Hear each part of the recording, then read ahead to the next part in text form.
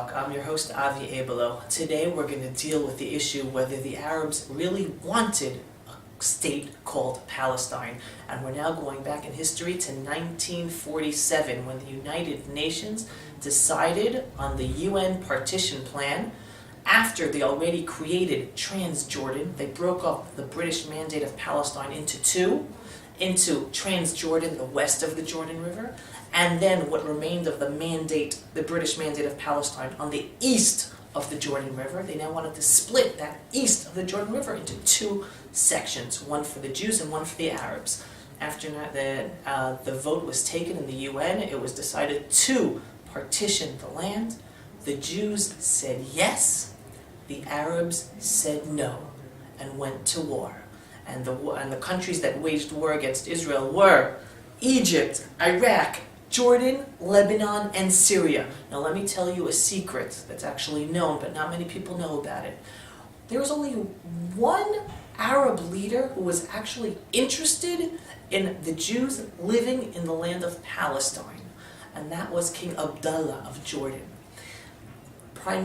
Golda Meir was an emissary of the Jewish state pre-state, the land of Israel, and they had secret meetings.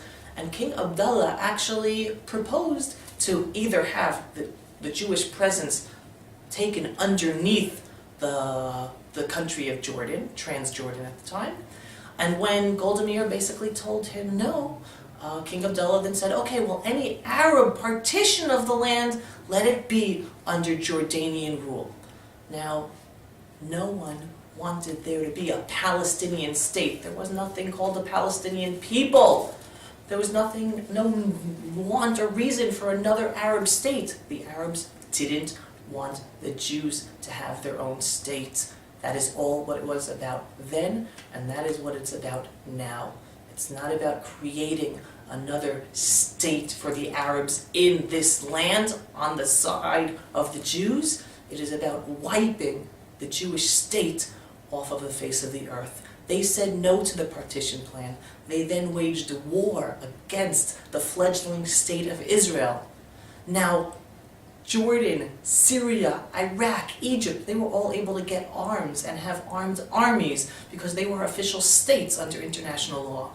But the UN and the United States placed an embargo upon the Jewish state. We weren't a Jewish state yet. We were not able to legally get arms.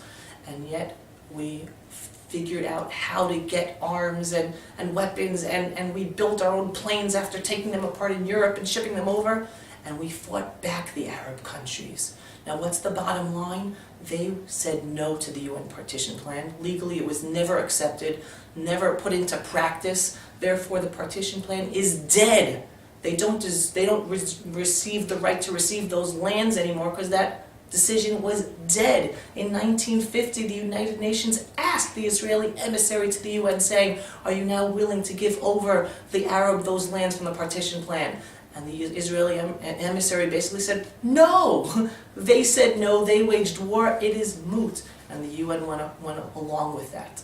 They do not deserve any of those lands part of the partition plan. The partition plan died after they said no and waged war.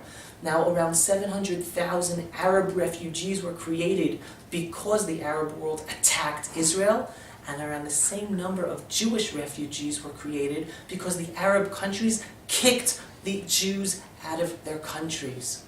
And if anyone wants to talk about any sort of rights for Arab refugees who were removed from their homes because of a war that the Arab world began against the fledgling Jewish state to destroy it, well, everyone also has to mention the Jewish refugees, because the Jewish state of Israel took them in and housed them, and they are now civilians and residents, now second, third generations Israelis.